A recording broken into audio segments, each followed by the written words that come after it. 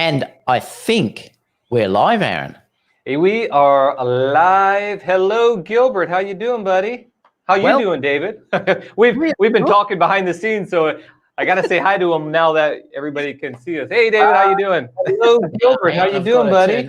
How you doing, David? Oh, there we go. I've got it. The funny thing is, I always end up leaving one speaker on somewhere on one of the applications, and then I hear the feedback coming through. I have to find where it is. I did the same thing. I'm all like, where is it? So let's hope this works. This is the first time we're using, what's this thing called? StreamYard. So it's StreamYard. We're going to give this a go today, but it looks like it's pretty good. Ike put me onto this. So he mentioned it a while ago. Well, thanks, Ike. It's beautiful. And it's what he uses. And the good thing is now that we can, click on the comments down here and we can say, show it like that. So it's similar to Live, but this is totally free, which is great. It's free if we have just two of us on there. Yeah, I'm loving this thing.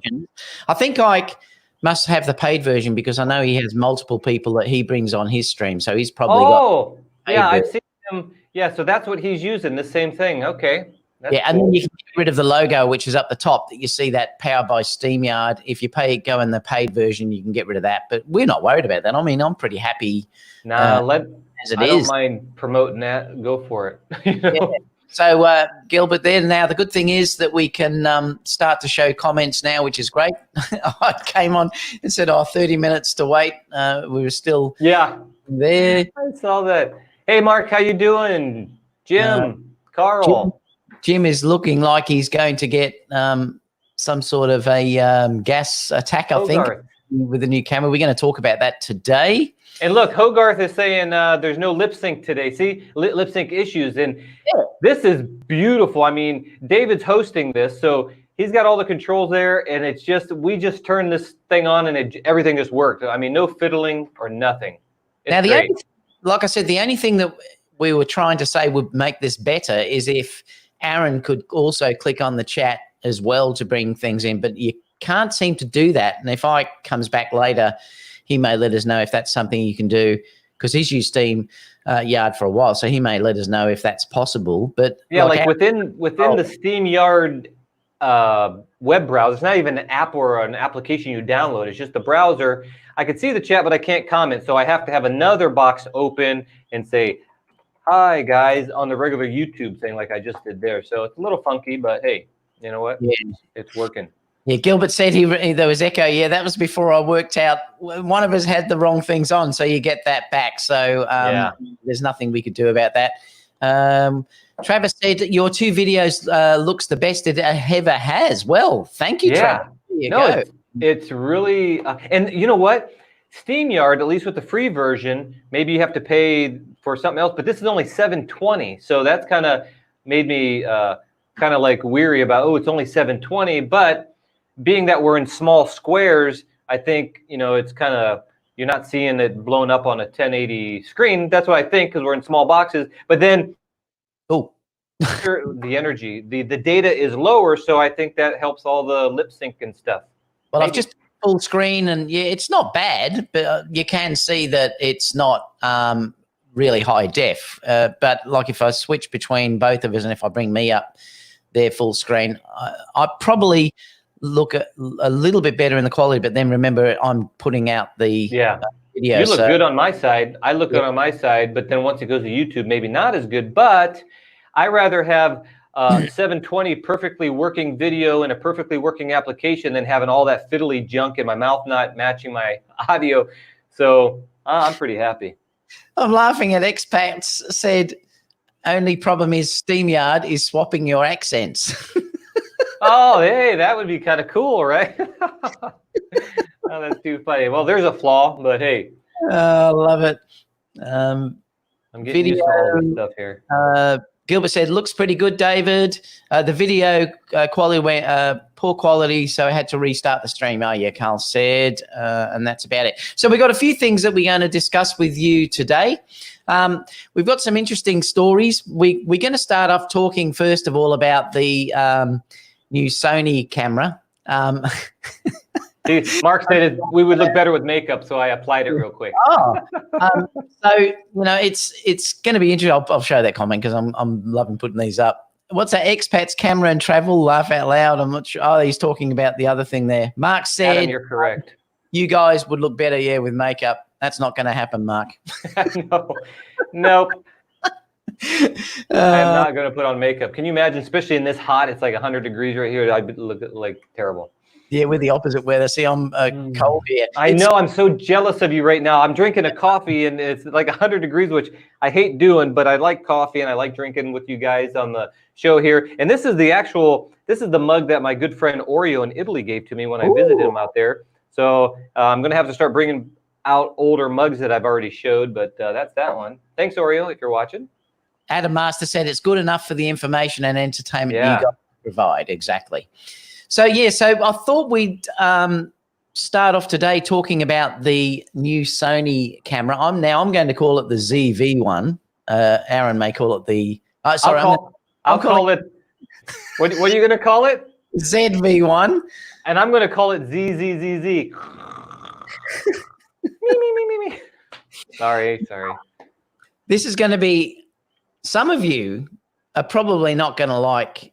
Oreo's in here. Yeah, so, Oreo. I don't know if you just came in, but I just talked about your mug. Yeah. Thank you. Showed your mug, Oreo. So love it. You're here, mate. We love seeing you on board.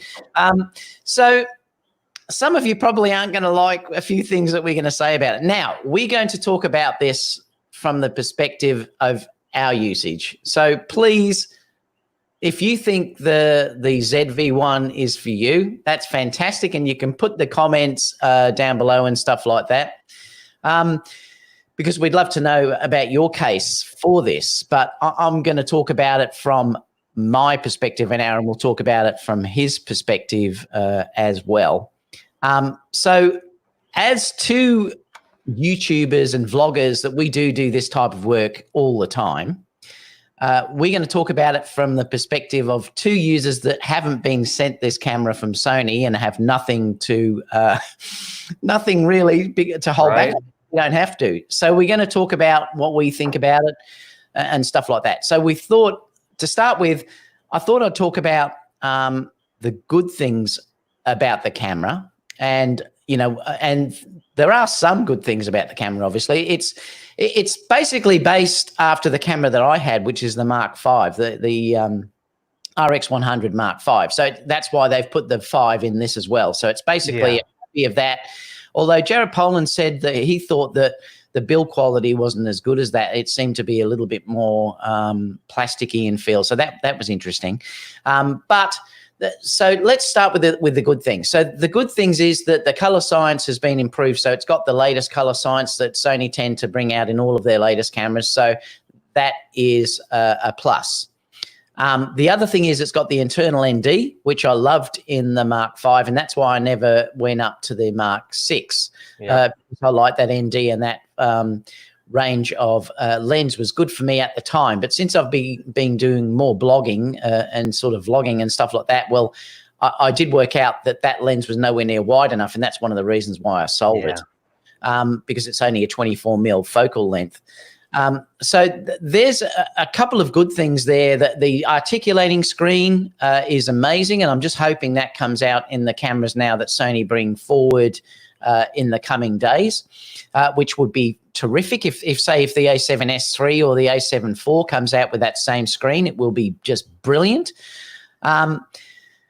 What else could I think that's good? It's got the electronic stabilization or the AI stabilization built in, but there's a compromise with that due to the fact that it increases the crop. And again, if you're a vlogger, and unless like you, I had to laugh this morning, Aaron, because I saw Casey's video, and he said on the video that unless you want to just be looking at someone's nostril, having that on is useless. And why? Because it's not wide enough? Is that the point? Yeah, he goes, if you want to show the surrounding, it's totally useless unless you want to show up someone's nostril or something like that. And I just laughed. Or he said, Casey's thing was you have to be able to show the nipples. Oh, okay. So that determines a good vlogging camera. If you can hold it out, you can see that, then you're good. Yeah, I love it. Yeah, so it cracked me up. So I didn't get to see it.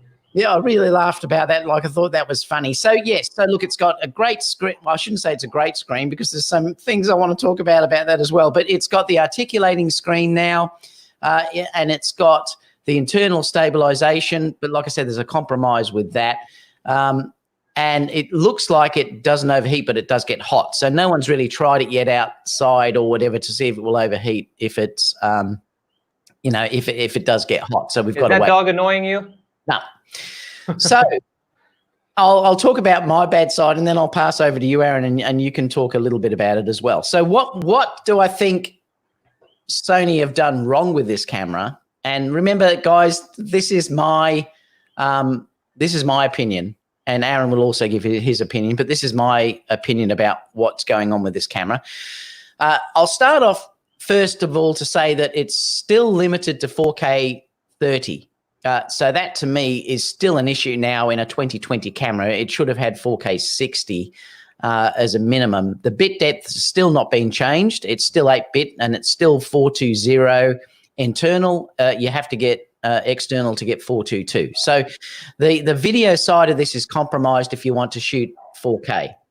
I should also say too, the positives too, where the autofocus looks like it's amazing. So the autofocus does look like it's really, really good. The other thing too is the screen at the back is not a touch screen. How on earth, and I've discussed this with you all before, how on earth we can get to 2020 and not have a full touch screen in a new camera is just beyond me. I really think they went backwards from what you were hoping they would do someday. Yeah, it's nuts. Now, remember, you haven't even got an EVF with this thing. So if you are using it in bright light, I know you could face the camera to the front, but if it's in really bright sunny conditions, you need an EVF to judge exposure. And that's one of the issues that are dealing with that. Now, remember, they're marketing this as a video camera. So there's things here I'm talking about video alone. Like I said, Mark just mentioned it. There's no USB-C. It's still got micro USB. Now, Aaron, this is 2020, and this camera has micro USB, for God's sake. It doesn't even have USB-C. I can't believe they would bring out a camera with USB, micro USB on it. That is just nuts. The other thing, too, is the stabilization, to me, doesn't look really that good, to be completely honest. It definitely looks better than the A6 600 though, so they have improved that. But like I said, there was also a crop penalty that it started to crop in, which made almost not usable for vlogging anyway, because you couldn't use 24 anyway. It becomes like talk about nostril viewing. Yeah, so that's a problem as well. There's no, and Jared Poland talked about this morning. There's no headphones out. And he said he came up with a problem because he used a device that they worked on other Sony cameras and it was fine. But when he put the same audio device on the top, I didn't have enough time to check the whole thing, but he said the audio was compromised. There was a hiss that was a problem. The audio looked like it was metering okay on the back of the camera, but then there was a hiss. And other things there. And see, this is the problem, because unlike if you have a phone or something else where you can monitor the audio, there's no way on that you can monitor the audio. And this is the problem with a true vlogging camera. If you're doing something that can't be replaced, like for instance, you're doing a travel blog or something like that, and you're only at that spot that one time and you want the audio to be great and stuff like that, you get then to the hotel at the end of the night and you've moved on and you can't go back. Can you imagine? Yeah, like it's compromised. I don't see how you can make a vlogging camera, what they call a true vlogging camera, without a headphone out. Yeah, can you imagine going to the Eiffel Tower and saying, okay, here we are at the Eiffel Tower. We took 5th Street and you're explaining how to get there and all that stuff. And you can't let me see if it sounds, you're done. Yeah. I mean, I.M. DeBrown said he's never seen a vlogger monitor audio. You don't monitor it while you do it. You just do a quick little test to make sure the mic is there, and you maybe walk back and forth and let me peer it back like, oh, wow, oh, I didn't even snap that in all the way. And, you take out the earphones and then you continue. So I understand what he's saying there. Like, you don't do it while you're actually doing it. But the real good vloggers do, though. They will monitor it while they're they'll monitor it before to make sure that it's okay. Yeah, you walk down the street, you listen to it, and if it works good, just repeat real quick or something. Yeah. Now, also, someone mentioned there that the tripod location is terrible because you can't even put it on and mount it to anything and change the battery. So the issue that it's I right saw Mark next say to that. the door on the handle. Yeah. So that's an interesting thing as well. So, I mean, look, I might talk about this more on Fridays live when we're going through it on the Sony show, because that's more about what this is about. But I'm just a little bit, disappointed. Well, I am disappointed in the release in itself, and I just wish Sony would probably concentrate on the things that are going to do really, really well for them. Like, get the A7 IV out, get the A7S III out, instead of sort of putting R&D into something that I don't think is going to probably sell. Now, I might be totally wrong, and I'm always willing to admit when I'm wrong, but I just don't think that there's a big market for this. In fact, I would use my phone over that camera any day. Now, I've got the latest iPhone. For me, I think the iPhone is a much better option for what I would like to do for vlogging and things like that than that camera is for me. Now, remember, I'm talking about me in this regard. So it's just the way that I feel. So you may have a totally different opinion, and that's fine. But I just don't think, I think the market for this is things like phones and stuff like that, the new iPhone will come out soon. You'll have a new Samsung phone. They're just getting up. The quality of those devices is becoming so good that it's hard to justify these sort of point and shoot type cameras. And I think it's proven when you look at the marketplace for those cameras that they're the ones that are suffering the biggest hit in sales. And I just think it's I don't know. I just don't think it's I think it was a silly choice. But anyway, I mean, it'll be interesting to see what some people say about it. What do you think about it, Aaron, when you looked at it? Well, you pretty much nailed everything. I would say also, I mean, if you see the size of that, and then you see the size of the iPhone that you always have with you, and we talked about this so many times, but it's just getting easier and easier just to use your phone, and then the video's on here, so I can just easily pass it to my iPad, or it's on the internet. I could just send stuff over to the cloud. I mean, it's just so much stuff you can do with this. I can monitor my audio. Again, it's always with me. It's actually smaller. The quality is amazing. Yeah, it's just, I'm like, and now with the camera, this is an iPhone 6 Plus. I don't have the new one, but then they have the wider lens now on the iPhone. So I'm just seeing no reason to put these out.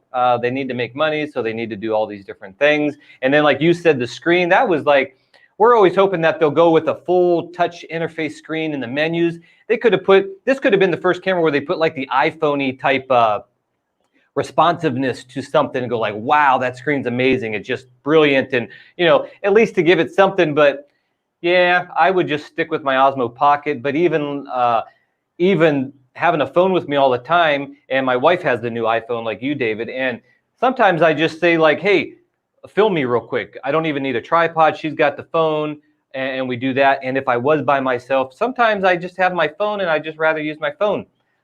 So this is just, I find no market for me. But when these manufacturers have to sell, so they're going to give it in the hands of these big YouTubers that are just influencers and just going to push their products. Sadly, that's what it's become. And I don't want to get into it here, but you really can't believe some of these people anymore just because they're going to say good things so that they get the next camera from the manufacturer to push again. Because if they say, there's a few people out there that are honest that do not take bribes from companies, and I tend to believe them more, or people that are just really testing it out for themselves or owned it for at least a month and says, yeah, this is good or it's not. So, man, you can get really caught up into the hype where you see all these people say, this is the best thing, oh my gosh. And it's like, yeah, whatever. So you really got to know, you got to use your head and say, can I really use that? Is it better than my iPhone now? Because I think the iPhone should kind of be the standard for a lot of us. Like you, David, you got that new iPhone. It's like, should I spend this money on something that my iPhone can do? So I think the iPhone is basically the standard now with the image stabilization that it has. I feel the same with you on it, basically. At least they should have put a really amazing screen on this bad boy that's like, wow, this is the direction Sony's headed. But then they don't put no touch on it. See, and the funny thing is, like, everyone that I've talked to that is going from the vlogging aspect of the side of things, and this is the reason why I ended up selling mine too. The 24 is not wide enough. I mean, the great thing about the iPhone and stuff like that is you can go extremely wide, and then you can show your surroundings. See, most vloggers want to show their surroundings, you know. And if you, what was there a problem there, or? Yeah, you went out, but I hope I'm still up. Yeah, we're there.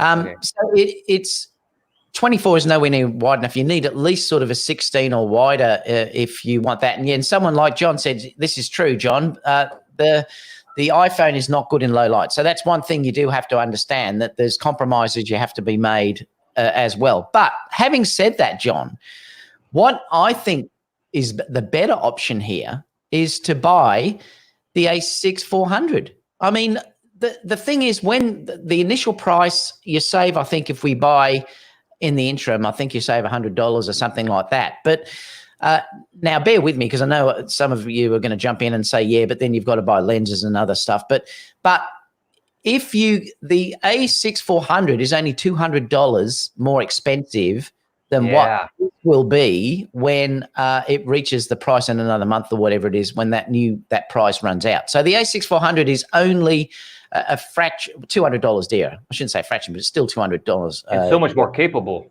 Yeah, and it is so much more capable. It's got better dynamic range. It's got better low light ability. Photography.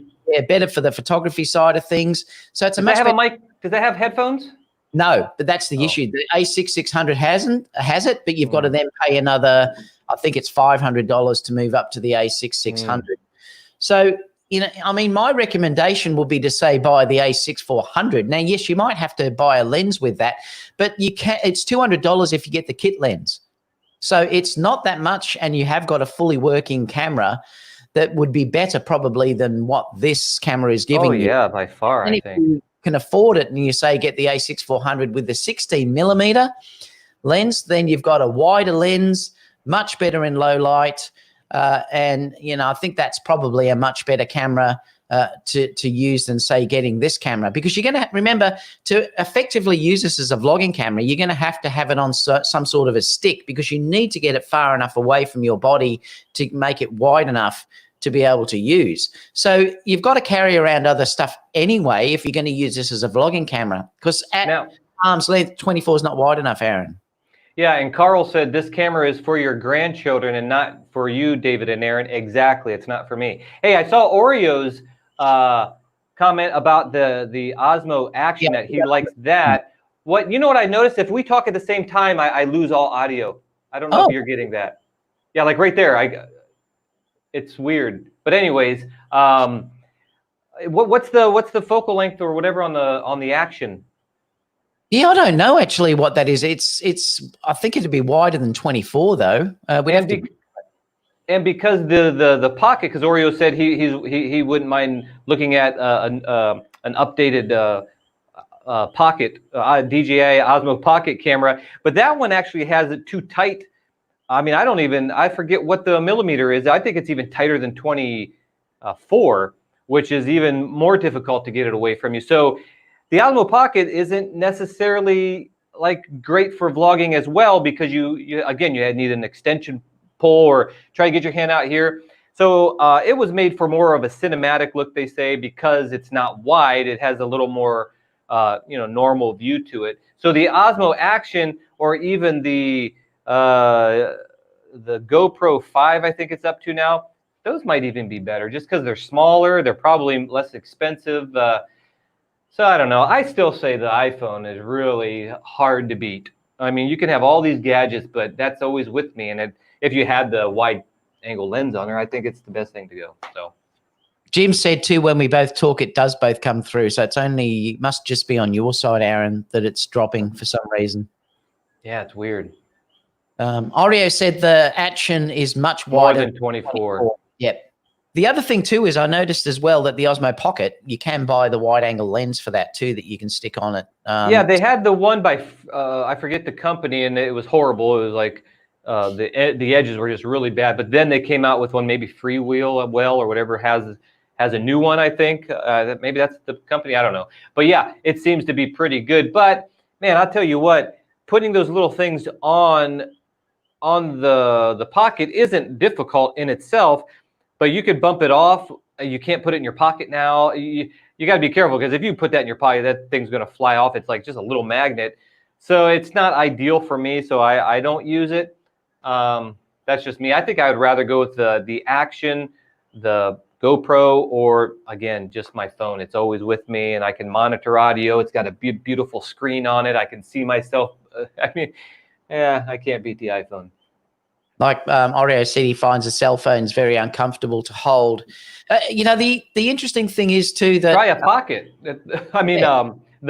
The GoPros, those are like even harder. This, for me, that is so much easier to hold like this than like a little dinky little pocket or whatever. So I mean, I'd rather just go like that with a cell phone. But that's just me, you know. I mean, since recently I've swapped to doing an awful lot of the photography using well, not the photography, but well, I do quite a bit now, but the videography I've found particularly is incredible, and handheld without even a gimbal. Like if you watch, if you watch if a couple of videos back on my YouTube channel, I did a review showing some autumn pictures that was all handheld using that device. Like it's incredible. Long Rider 2 gave a donation. Thank you so much, Thanks. Long Rider. He gave $5 for the pro vloggers. Laugh out loud. I mean, look, please don't get me wrong. If you find this camera is perfect for your needs, that is perfect for your needs, yeah. And we completely understand it, but we're just giving it from our perspective about how we work. The main flawed aspect of this camera is that it's a 24 mil. And when you're seeing on the website all over the place on YouTube that it's the best vlogging camera ever made, I think that's not really, well, it's not true for my perspective. It can't be true. It can't be true because it's got flaws that you wish it had. A perfect vlogging camera would have a wider lens, so you don't need a selfie stick. A perfect vlogging, Ike said that he's never seen vloggers, you know, record themselves. Naturally, I don't either if I'm just doing dumb stuff around or whatever. But if I'm going to be a professional vlogger and going out showing people like travel vlogs or something like that, and that's like what I do, I'm definitely going to want to hear my audio on that. So it's not the perfect vloggers. I would say, like, if you were to do a review on this, you always have to come from your perspective. And I know reviewers give them their perspective, but they also say, for people out there who want to do this thing or that thing. So, you know, it's to each his own. But for me, again, that iPhone seems to fit perfect. That's all I can say. I can't repeat myself anymore. Yeah, I love it because Ivan said I did say that too. He said that I said the same stuff about the A6400. Then I saw one on the shelf and fell in love. Ah, that's so funny. I mean, the thing was too. I still think that this is why I'm saying if you're in that marketplace, I think the A6400 is the better bet to you. Too. Like you're better off to get that camera, get a decent wide angle lens on it, and go down that path. And I think that gives you a much better option of having it sort of, you know, you're future-proofing yourself more than buying that camera. And then it could be a backup camera to your other photography cameras. It's not just like a one-trick pony, you know, it does so much other stuff. And you were talking, like I said, it's $200 difference to get the kit lens. Then yes, you do have to add other things onto that if you wanted to. But remember, you've got an EVF on that. You've got that flip-up screen that you've got. So much more. Yeah, better dynamic range and everything else. So I think that's probably the better thing to go. But look, let us know what you think about it in the chat. I'd love to know if you think that we're wrong. I mean, I'd love to know. The Tired Tourist Of course we're wrong. We're wrong with those who like the camera. Not wide enough. And I think that's what you're going to find with most vloggers. They're going to say this is not wide enough. If you look at a lot of vloggers particularly, they love a really wide aspect. Yep. Gilbert also said, I use my A6400 as my video camera.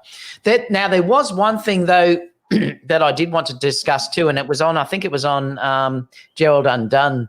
I think it was his site this morning that I looked at because he did another review of it. And it was really interesting because he compared the image stabilization between the ZV1 and also the A6600. And it just made me realize how terrible the image stabilization is on the A6600. It was disgusting. It was, yeah, I saw it. Yeah, it was terrible.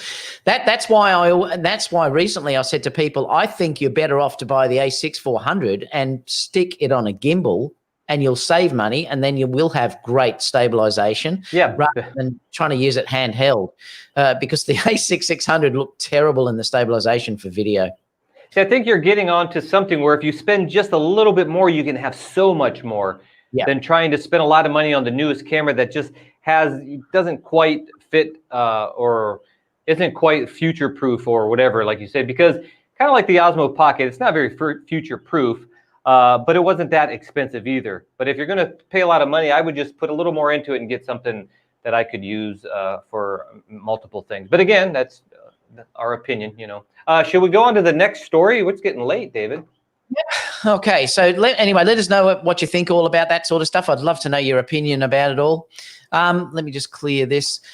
So the next story is an interesting one, because I wanted to read out this article because it was quite an interesting one, talking about camera sales. Now, we did recently get the April camera sales figures coming out, and they were terrible, as we expected, probably mostly due to the virus scenario. But one of the comments really struck a chord with me, and I wanted to have a discussion with you about it, Aaron, and also to see what other people are saying as well.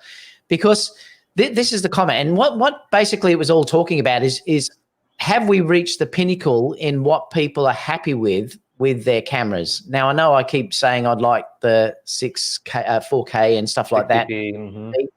But we're talking about the general market here. I may not be the general market, and everyone keeps saying that. Like, everyone keeps saying who uses 4K and all this sort of stuff. So the general marketplace may have reached a sort of pinnacle in what that they're after. Now, I'll read the comment. I won't read his name because he may not like that. But the photography was, the comment was, photography is a mature commodity market. I used to write about audio many years ago. So this guy was an audiophile, in other words. A similar pattern. You will end up with photo files and everybody else, just as you ended up in audio with audio files. Now, the reason why I'm saying that is because not long ago, it used to be, well, a few years ago, because I was a musician and I was really into that sort of stuff as well. It was all the big thing about having the best audio, hi-fi units at home, you know, the big stereos, the best headphones that you could get. And it was always the audio files would be the ones sort of pushing this industry. And now it says that, and the vast majority of consumers today, the audio is earpods and sound bars and a few expensive specialized suppliers serving the golden ears community. So long as the medium of exhibition stays on the phone and the tablet cameras that deliver great image quality, obviously he's saying that the phone now has become mainstream. And it says there are, for the current market, too many suppliers, too many models. Camera manufacturers need to improve connectivity and needs to be absolutely seamless. They need to make big prints, and I'm not sure what that part means. But what he was saying there was that due to the fact that the market is becoming so tough, that people are probably starting to, now I know, like I said, the virus is having an issue on this, but this was happening before we had the virus. The marketplace was declining even then. So it's been a problem for a while. Yes, it's got worse, but it's been a problem for a while. And we know this was the reason why I said, is there a marketplace for the ZV1? But should camera manufacturers, and I think this is going to happen, are they going to have to consolidate their stocks? Like, not have so many models, watch their R&D and only develop models that they think will sell? Because I don't think that marketplace is there anymore, Aaron. I think we're getting to the point where the market's being saturated. The cameras like the A7 III is good enough for most people that are out there, and they don't need any more than what that would offer. It's just an interesting discussion, and I wanted to get your opinion about that as well. Well, I think, yeah, it might go back to how it used to be.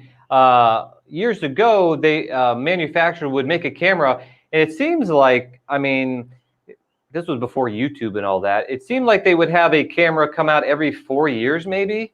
I'm guessing on that. I'm completely terrible at time, but it was just like 3 or 4 years, would go by. I don't remember quite. Someone might remember better than I do. But now it's like every 6 months they have, some rumor about a new camera coming out. And not only that, but they come out with multiple cameras at the same time. So you like the Panasonic, they have well, I think they were both full frame, but one was for video, but the same bodies, I think. One was for video, one was issued for photography. Canon does that. They all have like 2 models. They look the same, but so they put all this stuff into it because they're trying to make, they don't want one camera to be the perfect camera because then you wouldn't buy no more. And I think they found out by, hey, look, everybody's sucking all this in. We can have kind of 2 cameras, and they gotta, the people with the money can buy that, but the people that don't go with this, and it's always just this shuffling of new cameras coming out, keeping the hype up. And man, I think it's going to have to slow down maybe and just go back to making. They don't have to make the perfect camera, but kind of like if you had like Fujifilm had the X-T1, and then it was a while before the X-T2 came out. Then it was like maybe 3 years or something like that, the X-T4. So Fuji kind of had this longer going thing. I don't know if maybe they have other little models in between, but I think they're going to have to go back to making, not so many cameras. But if it's working for them, that's good. But what you were saying, if it wasn't this time period is impacting that, maybe they just go back to that. But maybe it's working for them. I don't know, because why did they come out with this Z camera even, So apparently somewhere in the businesses it's working for them. Or are they just in the snowball effect where they kind of started and it was doing really good and now it's not, but they're still continuing that? So I'm not sure what to say on it. I'd like to see other people, what do they think about it? I would rather a camera come out every couple years myself, just because I think it's overwhelming sometimes. So who knows? Yeah, I mean, like I said, if it's and I noticed Tasm said here that I will not upgrade my Sony A7 III unless a new camera comes out with a major improvement similar to the EOS R5. See, I think this is the thing that people now are waiting on, that you need this generational leap to make people shift up.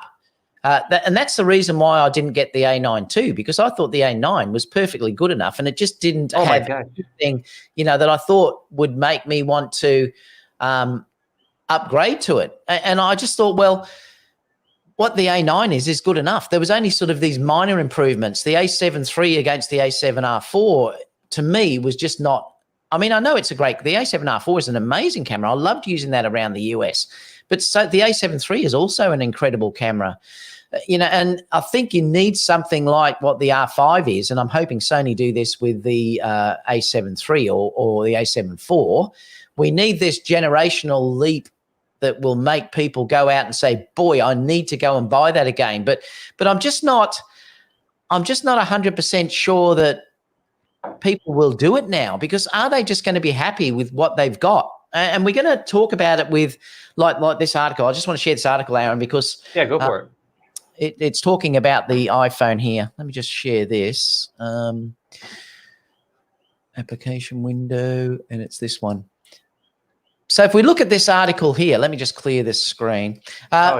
This was just an article that and there's a number of these that I've seen on the internet now being done, where some of the models and stuff have all been shooting with their iPhones and stuff and doing things in the background and shooting themselves basically and doing selfies, but getting these pretty amazing results directly from the the iPhone and stuff like that. And I just wanted to show you what's possible, where we're getting to the point where it's possible to do absolutely incredible things nowadays with iPhone if you have good light. Now, I know we talked about that before, that if you're dealing with having bad light, yes, the iPhone can be problematic unless you control it with something like Filmic Pro, where you can control the ISO and stop it being raised up, and you can then manage it by using your exposure. But I just wanted to show this to talk about that. And there's, like I said, if you look on online, there's stacks and stacks of this sort of stuff that's there. In fact, Jerry Guionis won an album of the year at WPPI, not the last one, I think maybe the one before that, with an iPhone. He shot the whole wedding with an iPhone, and he won album of the year at WPPI. So, it's the point that I'm trying to say here is that really most of what you're looking at is the artist's ability. You know, it's the ability of the photographer to get beautiful work and to be able to do the things with that art. And if you're really, really good at what you're doing with that, you can still do that with an iPhone. You can do it with an Osmo Action. You can do it with an Osmo Pocket. You can do it with anything because it's the vision and the ability to get that shot is the thing that matters. And, you know, and this is the interesting thing. Like I still crave for that 4K 60 because I need that to be able to slow down the footage in 4K for weddings. I love that ability to slow that down. So I need that for part of my job. But if I didn't need that, if that wasn't something that I'd need, the A7 III and the A9 would be all that I'd ever need. Well, what my opinion on this is, I have a video on my YouTube channel saying you don't need full frame to be a professional, because I did magazine shoots, articles, weddings, product photography, all with Micro Four Thirds. And everybody always says, "Oh, full frame." Hello, I mean, you would not be able to tell. And I've said this before with this album here that has Micro Four Thirds in it, Nikon D750 full frame photos in it, Sony A7 III full frames, Fuji, everything in there, and you cannot tell which camera I used. Guarantee you, if I gave you a magnifying glass, you wouldn't know. You just wouldn't know. If I took iPhones, I'm not an iPhone photographer. If I took it with an iPhone, nobody would know. And a magazine, it's so big, no one would know. It's those big print size that nobody does, that everybody says, yeah, but if you print first, nobody watching this video, well, I can't say nobody, but I believe very rare people that are buying into the huge megapixels and into the $3,000 cameras. A lot of these people only post on the internet. I don't even think they print. So I think manufacturers did a really good job in putting this tech out there saying you need this, you have to have it. My thing it's not about the image quality of the camera, because any camera in the last 5 years or even further can take beautiful images with a good lens on all these different things. And as far as an iPhone's concerned, if you're like this Naomi Campbell, she probably went into an area with good lighting. And if you're a photographer, hopefully you learned lighting, because lighting is everything. If I turned off the lights in here and kept the camera on, there would be no image. If I turned a little dim light on and the ISO would go off the wall, even on my Sony A7 III, it would be a crappy image. If I lit the scene really good, then you'd have a good image. And that's the same with no matter what sensor. So if I had a small, I don't even know what the sensor size on a iPhone is, but if I lit it within the dynamic range and the capabilities of this sensor, you probably would never tell a difference on an image, unless we're going to blow it up, put it on the wall, and all those nonsense things that we never do. So yeah, I think it's just everybody's been pushed into buying all this stuff you don't need. Now, the things you do need is the things that you mentioned that you can't cheat or you can't get around by adding light or whatever, and that is 4K 60p. If you have 4K 30p and you slow it down, it will noticeably look jerky. So you can't get that smooth thing. If you are going to blow your images up and post on this was a Micro Four Thirds right here. You guys can't see it from here, but guarantee you, if you get up on that, you can see his stubble. I mean, it looks absolutely sharp as any camera I've ever seen in this size print. If you're doing not studio work, what do you call that when you go to a building and they got pictures all over the wall? Galleries. If you're one of those that are big galleries that you can walk up to and people walking up to, like, wow, look at that barn out there. There's a beautiful horse way out. But not many people are doing that. So those certain very few people who do work like that, or jewelry photography that's, you know, in a famous jewelry store and all these types of things, those are a very few number of people. And a lot of them are probably using medium format. But now you've got, you know, Sony cameras that shoot 60 megapixels.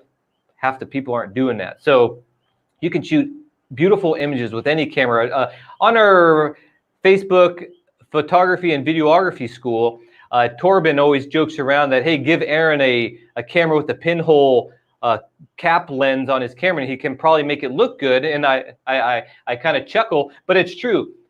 You can get any camera, and if you know the sensor and the capability, you light the scene according to what your thing can do, and you can do good. So if you're going to go around and do natural light photography with this professionally, like at a professional wedding, this stuff, it's probably not going to work out too good. So you got to know that stuff. But recently, I think cameras are good enough for stuff. Just learn how to light it, learn the capabilities of that, and you probably never have to upgrade unless you need those certain things and you're going to go and blow these things up huge, or you need 4K 60p. So especially that's what I think. Especially at the moment. I love Guy with the camera put a comment on Michael Maestro PS's burger rim open. When we were in the US, oh yeah, we had a big meet up at Michael's Burger Rim in LA, and they were I said to Michael that was my favorite hamburger for the whole trip. So if you haven't tried it, check out Michael's Burger Rim in LA. It was so good. I loved it, and his milkshakes too. Oh, it sounds so good. I'm starving now too. You're making me hungry. What streaming service are we using? Well, we're using StreamYard. It's up in the top right-hand corner. First time we're using it. Yeah, it's first time we're using it. So works like a charm. John also said, you think people will buy cameras and equipment while you're in this pandemic. I think people will wait around 6 months to a year. Yeah, I agree, John. At the moment, it's not good if you, and we've discussed this with Aaron before, that at the moment with the way things are, I wouldn't recommend anyone buys anything unless you really if you have the camera. Yeah, exactly. Yeah. I mean, why would you upgrade? What's your camera doing now that the new one won't do? Now, to go back on that, other things that can be helpful on an update is something that's like better than sliced bread, like autofocus. The Sony A7 III, you know, I had the Panasonic G9. Going to the Sony A7 III wasn't necessarily that full frame, but the autofocus makes my photography way easier than having to try to, you know, mess around with other systems. So there are those things that are really good to upgrade for that will make your workflow and your job quicker. So the Sony A7 III with that eye autofocus, I don't even think you need eye autofocus, at least with an f2.8 lens if you're standing back at a certain distance. I think face is good enough. But those are those things that really make a difference. But as far as all these incremental updates, I think you could probably skip a whole generation before they come out with something that's like, wow, now that makes my life easier as a pro. So, Daryl said, quick question, David, are your clients demanding 4K 60? No, they're not, but some now are asking for 4K, Daryl. So that's the interesting. Some brides now ask for 4K in their wedding videos.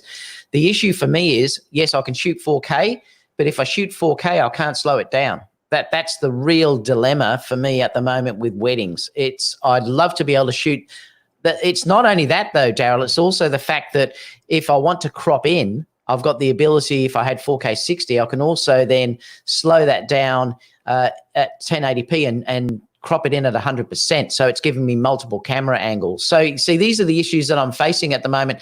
There's a need for me, for my business, to be able to shoot 4K, slow that footage down to 30p or 24p, or have the ability to crop that footage down. But yes, I am now starting to get brides that are asking for 4K footage more than you would think now. So it's quite popular here in Australia now due to the fact that most people now that are buying new TVs in Australia have 4K TVs. I saw a comment and man, I lost it. I think it was Real Light Pictures. I saw it on here and then oh wait, is that it? I don't know. Maybe it was Real Light Pictures. I lost your comment.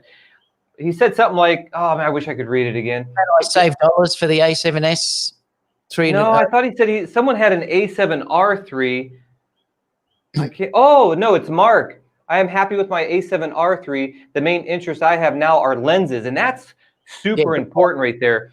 It's better to get into lenses because lenses are going to make a way bigger difference in your photography than camera bodies. For one, the incremental updates like the Fuji X-T1, X-T2, and X-T3. I'm not sure about the X-T4 yet, but you watch these side-by-side videos, and there's not much of a difference at all. I mean, it's the pixel peeping type thing. You have to even, I'm just so sick of pixel peeping. It's like if you have to pixel peep and then side-by-side stuff, it's like you're gone way too far, in my opinion.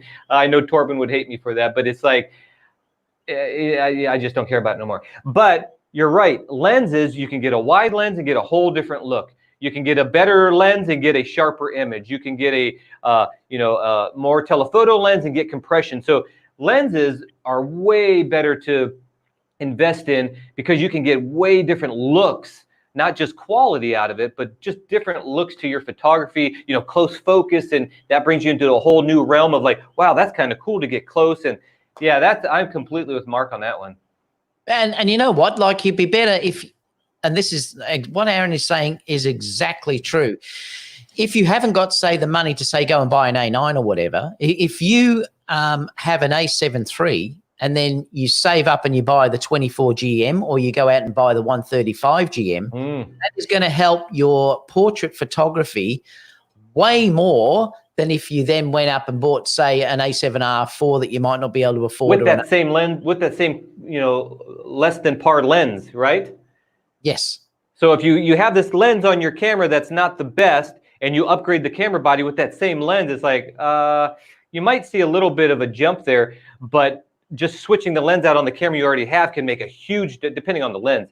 So yeah, Dave is right on that, like big time. Lenses, I think, are the way to put your money, not the camera body. Well, the thing is, lenses, I always say lenses are for life. Camera bodies are disposable. And I know it seems silly to say that, but it is. You will sell your bodies, but you very rarely sell good lenses. If you have a good lens, you will keep that for life. Yeah, and they usually don't go bad on you. I mean, I've never had a lens go bad on me. I'm sure they do. Nothing lasts forever. But cameras can have all kind of weird stuff going on them. But a lens that you could put the Sony ZIV 55mm f1.8 on an old used lens that you might buy off of eBay or something, or on the newest, and it's just going to look amazing. So lenses are really, I'm going to start pushing that more than talking about cameras and upgrading and all that stuff. Well, the biggest improvement that you'll ever see is to get rid of that kit lens that comes with your camera and put something like a nice 55 or a nice 35 on there. Yeah, you'd be like, wow. Yeah, that will make the biggest difference you can ever see in whatever you do. The lenses, I definitely believe that the lenses are way more important. The bodies are important. Like, for instance, if I'm shooting dancing, I need the 20 frames per second, for instance, that I get with the A9. But if I had to lose that, I would still lose the camera, but I wouldn't lose my lenses. There's no way I'll get rid of, say, my 24 GM or the 135 GM or even my Tamron 28-75. The lenses are very, very important to me because that's what gives you that certain look that you get in the image. Yeah, we do have crop factors in sensor sizes, but beyond that, the lens is the thing that's going to change not just quality, but the look of your image, the distortion or not distortion, the wide angle, the compression, like I already said. So the lens is going to change all kind of stuff. I mean, you take a photo with a 24mm, and then you take it with a 135mm. You just got to no camera is going to give you a drastic different look than that. It's just the lens. So, yep. Long Rider's comment was perfect. Marry the lens, date the camera. There you go. So that's all we have to say on that at the moment. Oreo said that is a great, well said. It is. It's such a great comment to say. So we're going to look at the next story now because I wanted to talk about this aspect. Let me just share this next page because it's talking about these new filters that are coming out, and I'd love to know some opinion about what you guys think about this. Let me share this screen, application window, this one. So let me just hide Oreo's comment. Oh, I love this program. It's amazing. Yeah, I know. It's pretty cool. I'm pretty happy with how it's working, actually. Yeah.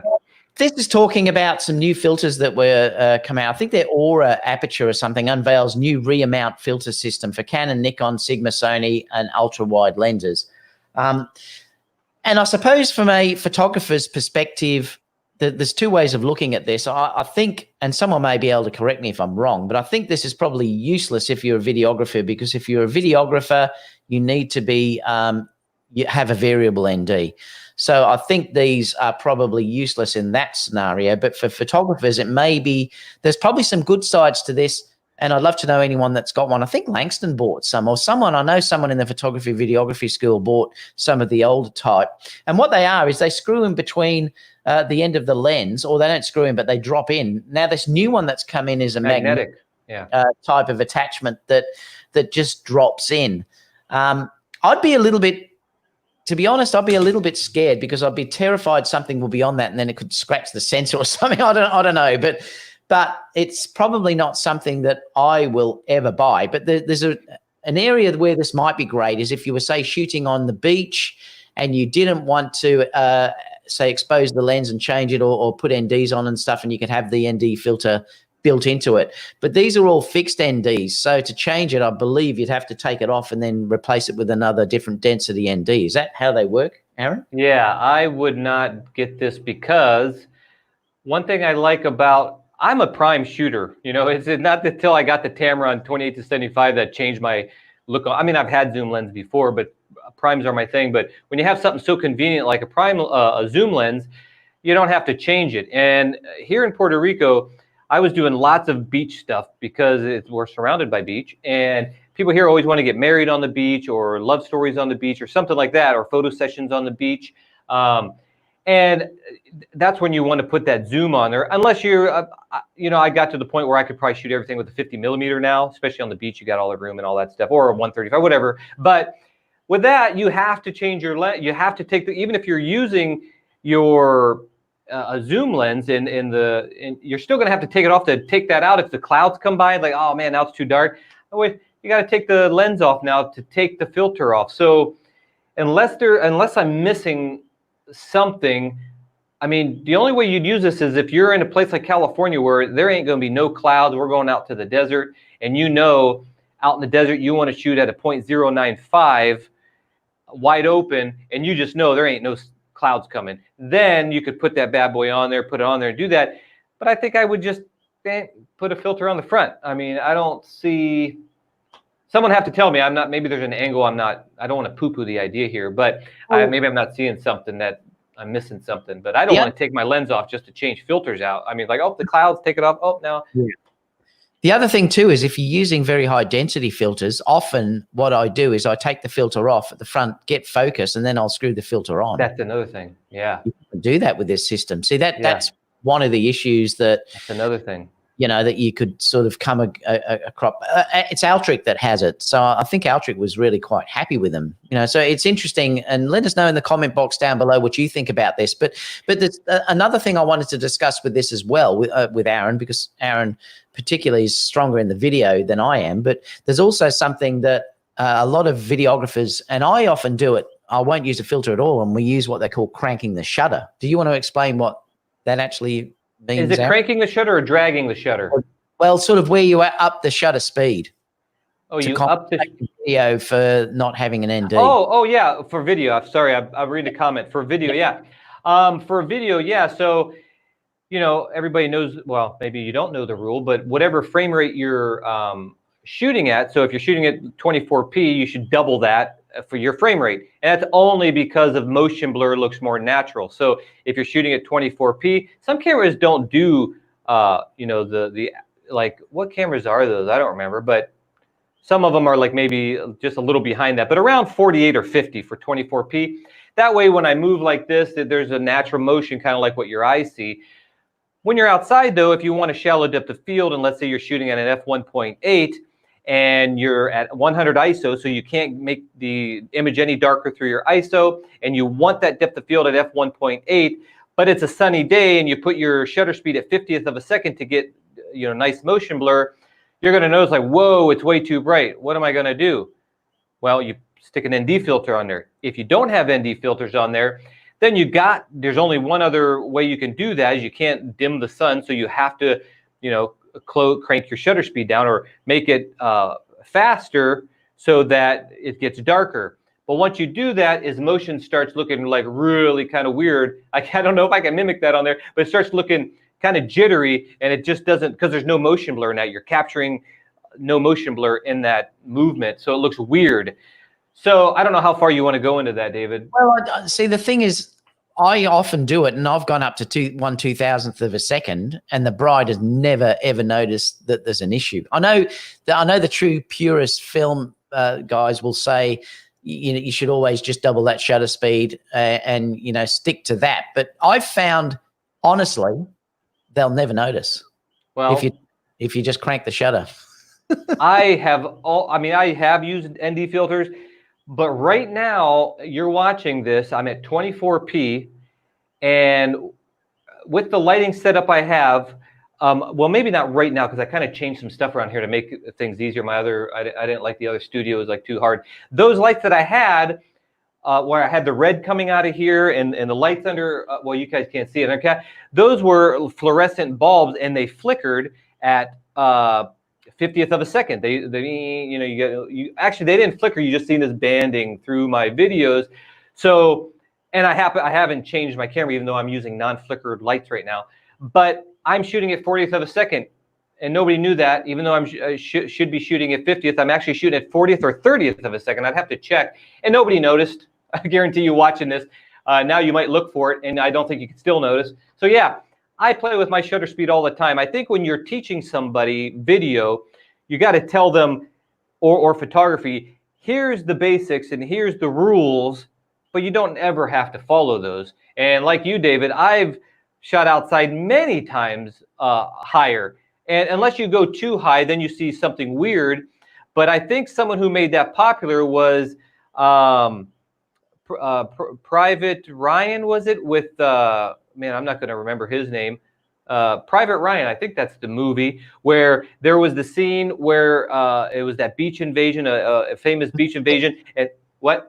Was it Steven Spielberg? I can't remember. Yeah, Steven Spielberg, Private Ryan, I think it's the name of the movie. And he's the one who actually kind of maybe first rule or made it popular to crank the shutter speed up on purpose, just so you see every little pebble flying around, and it just makes you look, it looks more nervous. And he used it for an artistic thing, you know. So he broke the rule, and you can break the rule depending on what you want to do. Now, Dave is not breaking the rule to get that nervous look. He's probably breaking it just enough to where you can't tell and the brides can't tell. So I use the shutter all the time. Like right now, I'm shooting at 40 or 30 right now, not 50 like I'm supposed to.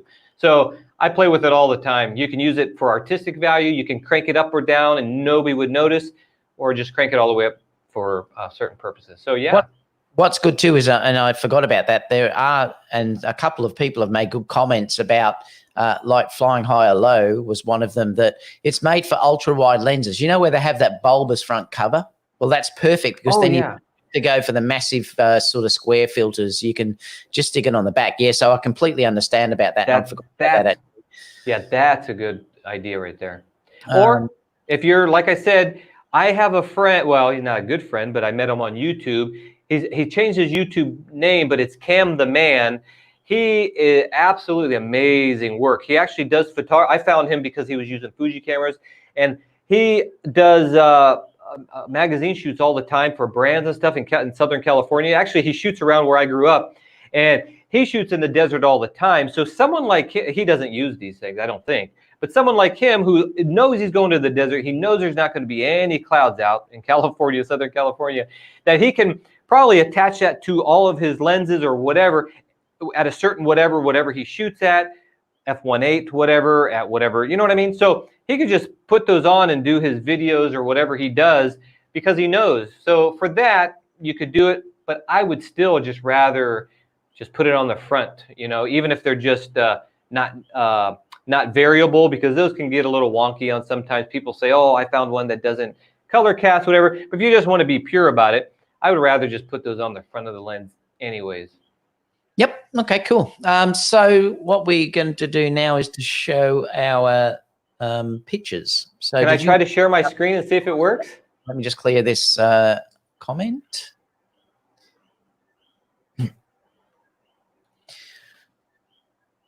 So just while we're bringing this up, Aaron's going to share his screen and show his photo, and then I'll show mine. So we're using this new what's it called? SteamYard. Let's see if we can do this really good here. Okay, application window. I get to click it. Are you ready, David? Yep. Just bring it up. There we go. Click it on. There we go. So let me add it to this. Yep, there we go. It's all up. Oh, look at that. Well, you can kind of see all the other stuff within. I don't know how I go full screen on that. Can I go? Uh-oh, I lost it. No, I don't see nothing. No, but I don't see anything. It went full screen here. Let's just stick with that. I think that's big enough, yeah? Yep. Yeah, okay. I can see. So we're talking about shutter speed and all that stuff, and cranking and all that stuff. Here, I'm dragging the shutter for a photo. You can do this in video too if you want to make a cool video or something. But so since we're talking about shutter speed, I thought I'd show one of these. And a lot of people know how to do this. But basically, to get these light trails, you need to slow your shutter speed down, because the opposite what we were speaking is that when you increase the shutter speed, things get very jerky and you capture action without motion blur and all that. By slowing it down And once you click the shutter, the curtains close and it sits there for a few seconds. Oh yeah, we can see ourselves too on here. That's cool. So once the shutter closes or opens, it's letting in light. So anything that moves is going to be blurry, and then you finish the shutter action. And so depending on how slow you put the shutter, you're going to create images like this. And this was shot on a tripod. That's very important. I did on the G9, Panasonic G9, it has such amazing image stabilization built into the camera that I could do stuff like this handheld, which is absolutely amazing. But this was done on the Sony A7 III, Tamron 28-75, I think. And I looked at the metadata, and it's at 30th of a second. So putting this on a tripod, this was in our hotel room, pointing out like that. I set the ISO. I wanted the ambient. I didn't want the ambient to be like completely dark and all you see is light trails. So I played with the aperture at 2.8. I think I was probably, no, I was at f5.6 because I wanted everything in focus, or f8, something like that. And then you got the ISO to get your ambient, and then slow down the shutter as much as you can to get whatever look you're going for. So maybe I put it at 50th of a second. I took a shot and I go, oh, I'm not getting the lines long enough. They're too short. So I kept slowing it down, took a shot, and to get what I wanted, 30th of a second is what I wanted on this. I went maybe too slow and there was too much or whatever. It's just an artistic choice. So I slowed it down to 30th of a second, and on the tripod, I put the 2-second timer on, or 5-second, or whatever it is, hit the shutter and went beep, beep, beep, and got the shot. So slowing down the shutter, you can get these light trails. So that's my photo of the week. Okay, so I'll show mine. So am I stopped? I'm not sharing the screen no more? Stopped, so. Okay. Just bring that up. Hey, that worked flawless. And then application. Let's go for that one. I was just going to share this actually, because I posted this just the other day, and I wanted to show how beautiful the results are for portraits at the 135 Sony lens is. This was with the A9. I'm pretty sure it was the Sony beautiful A9, shot. 135. It is absolutely drop dead gorgeous. If you look at the high res file about how sharp this image is, it's nuts. I mean, obviously, and that's 24 megapixel, right? Yes, 24 megapixel, yeah. And if, like I said, if you go onto Instagram or whatever, you'll be able to see it and then enlarge it up and stuff. But it's beautiful. The eyes are just tack sharp. Rendering in the back, I wanted to blow it out this time. I think I shot it at f2 actually, not f1.8, but I shot it at f2. Now, why did you decide that? Is it just happened to be on there and it looked good to you, or did you consciously? Yeah. No, I just basically look through the viewfinder. I adjust my settings, and I love the look of it straight away. So I left it, and I saw the background was blown anyway. I wanted that in this scenario to get that look where it's completely blown away. And at 135, 2.8 is even pretty well blown as well. Yeah, this was at Ike's workshop. So I've still got that video to put up, so I'll be working on that soon. I've got one to go, which is the Canyon, which is the red. What was it called, Aaron? The ones you've just posted of Lisdian and everything, just outside of Vegas. What's that called, that canyon? Oh, Valley of Fire. Valley of Fire. So I've got that to post, I think, next. And then after that, I'll be working on, I will do Ike's fairly soon because I want to post all these images as well that I've got from that as well. So, I just wanted to show that up there, that the beautiful rendering. This is where I was saying before that, this really is the rendering from that lens. That lens is just superb. It's nothing I've done special here. I mean, it's just a stunning lens with great eye contact, extremely sharp, beautiful features due to that compression that you're getting with that lens. So, so that's about it. So I had a little comment on that is sometimes when you're doing photography or how I'm doing it, I don't always... Well, we've talked about, shooting wide open. I shoot a lot at f5.6, depending on what I want in focus. If it's the dress and all that stuff, you want everything. But sometimes you're not even thinking about, let me go to 2.8 or let me go to f1.8. Sometimes whatever the camera's on, or you're just putting it up like David did, and he's just using his eye, like that's what I want the photo to look like. So not necessarily you're always, because I had a comment on my YouTube channel, on one of my channels just a couple days ago, and they were asking me, how do you know what shutter or what aperture to use? And it's just when you do it long enough, you just know, or you're familiar with the lens. But a lot of times it's just you look through there and you just kind of you like the way it looks and you take the photo. So I don't know who that person was, but if they're here, there's your answer. Yeah, it's yeah.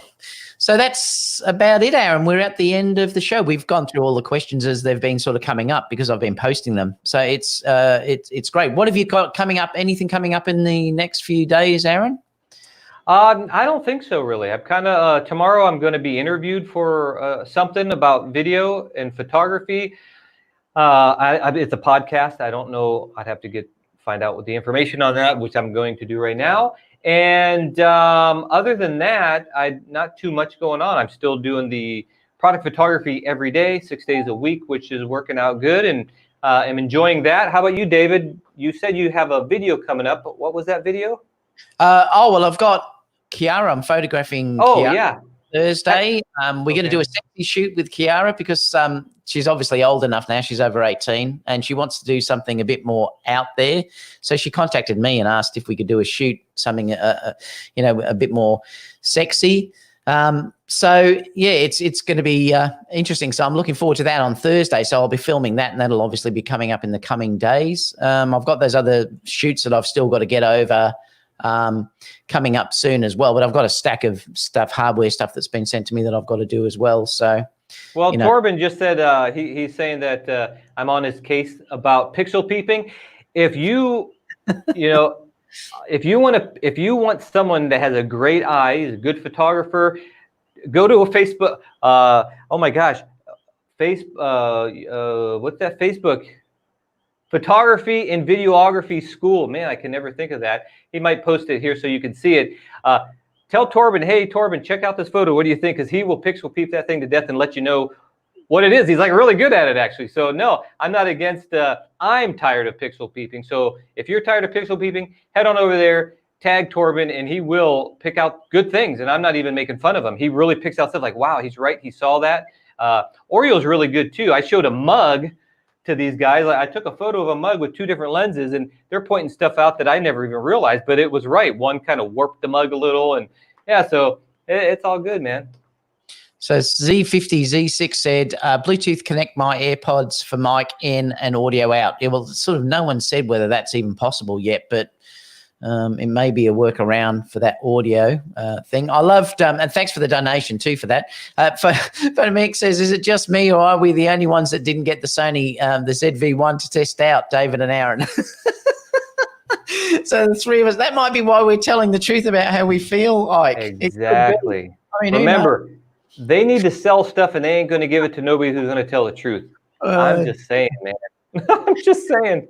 You got to go to those people who buy it on their own and had it for at least a month or something, and then they're going to give you the honesty about it. That's just what I'm saying. So, Now, Lee says, when's your next show? So this show will be, well, it's every Tuesday US time at this time. So it's 8 p.m. US New York time on Tuesday night for you guys. It's 10 a.m. Melbourne time on the Tuesdays. I will be back again on the Friday or Thursday for you guys in the US at the same time, 8 p.m. US New York time for the Sony Alpha News and Rumors show. As long as there's stuff to talk about, who knows what's going to be there. But yeah, talk more about the Z1. People love it. Yeah, I know. I'll probably get. I can't wait to see the comments about that. It's going to be interesting. Apart from that, guys, stay safe. Have a great week, and we'll see you all in the next video. Catch you all, guys. Bye. Guys.